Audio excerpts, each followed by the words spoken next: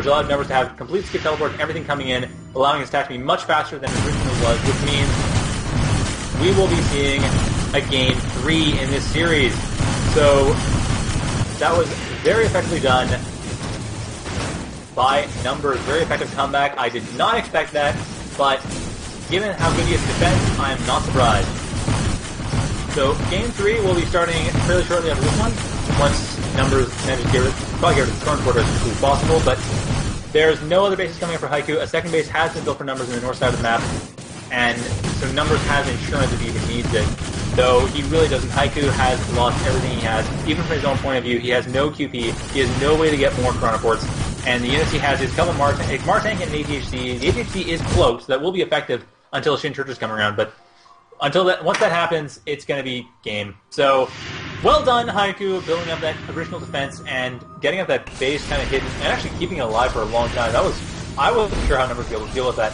And very well done to Numbers for managing to defend against that and actually managing to stay alive, stick around, and come back. So, fascinating game for both of them. Looks like Numbers is just double-checking, making sure that he does have everything set up to deal with what's going on. Make sure that there are no hidden factories or hidden, well, in this case, hidden heavy cruiser that will be parked around to try to deal with his stuff and actually get rid of him. It looks like Numbers will be able to win as soon as he manages to get to that heavy cruiser and destroy it. Haiku still has that chronoporter gate, but nothing really being built. Test pulsars, are being teleported around to try to deal with the cruiser when they find it, but of course the cruiser is actually still on the southeast side of the map, so they're going to take a while to find it, but Haiku really doesn't have much with which to do anything. He has no map control, he has mostly LC, very little QP, and has pretty much lost the game. So, very well done to Numbers for that comeback. And I'm not sure if that game's yet. No, they haven't decided. Obviously, it hasn't GG yet, but just making sure that Haiku hasn't disconnected because I wasn't entirely sure. He's not moving a lot, but he is making orders, so he is doing some stuff. It's just that he doesn't have any resources to really do anything. I'm a bit surprised he hasn't surrendered yet, though. He doesn't have really anything to build. He has no QP coming in, no new RPs. A cruiser is coming back down to deal with this, and it will be able to do nothing. These are all test pulsars, not Zion pulsars, and the cruiser is gone, so Haiku has pretty much no attack force, and now the cruiser has been undone. Haiku did not want to actually fight that, trying to get all the fight to happen at his doorstep, but even with that, I don't think it's going to be that effective. Shin Churches are coming in to help out as well, so the Zion pulsars would be really good right now. So the infantry is being destroyed too quickly, and even against test pulsars managed to get rid of the infantry, so that will be game once Haiku realizes how little he has compared to Numbers. Numbers has a very solid economy, very solid setup.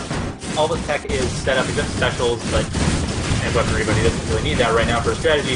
So Numbers just needs to get his final push in here. Some Zion pulsars would be really nice by now. It looks like Zion pulsars are coming up to help out, and that will be game. Well, will be game eventually. I'm sorry, I have to commentate 5 seconds in advance because that's unfortunately due to the way I have to do streaming. Season 2, like I said, will be much smoother when it comes to this. It'll be a lot more crisp, a lot less lag. We will be able to have proper timing on the commentary. So the game should be finished pretty soon. The heavy cruiser is actually managing to pull back a bit, and you know what? I think Haiku's being given an inch, that's for sure. Numbers hasn't actually started to really push that final push.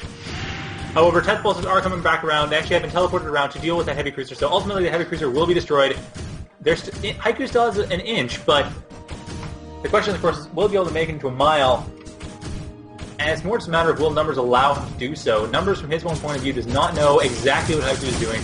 He's more focused on just dealing with what he can. He has very little chrono energy right now, enough to issue a couple orders, while Haiku is focused on getting his attack force to deal with test pulses, harassing his RPs. However, really his RPs aren't doing much at all.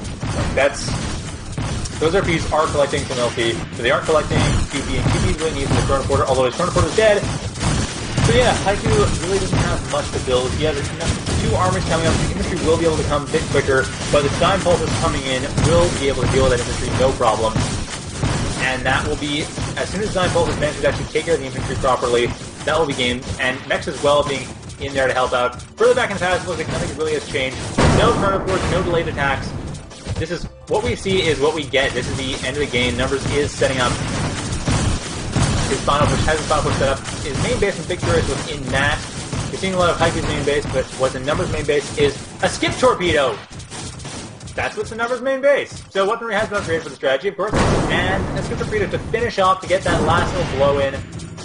I don't think Haiku will be able to recover from that. Most of his buildings were heavily damaged from that. All of his infantry were destroyed. A handful of Zion Pulsars coming in will be able to finish this off. So, nicely done for Numbers. There is going to be pretty much no way to come back from this.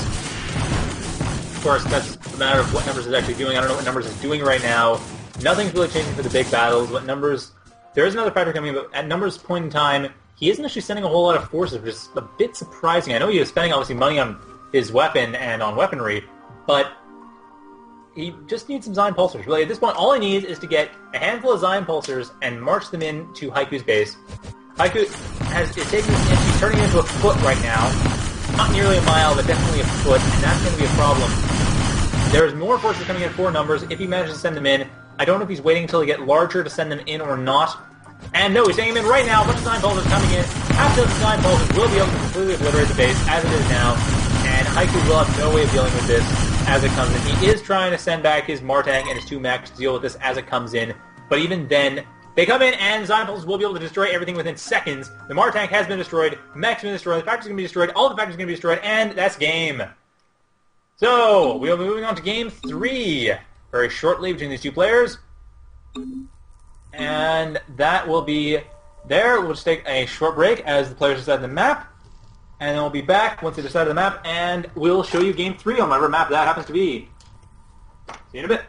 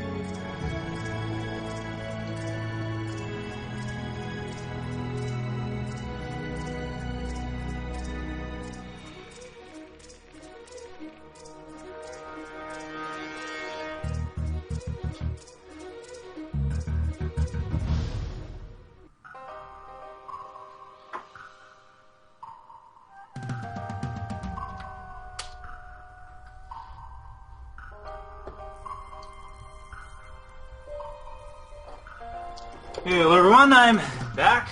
Just great aspiring commentators out there. Ginger tea. Gotta love it. Anyway, so I have my tea now. It's gonna be easier for me to commentate from now on.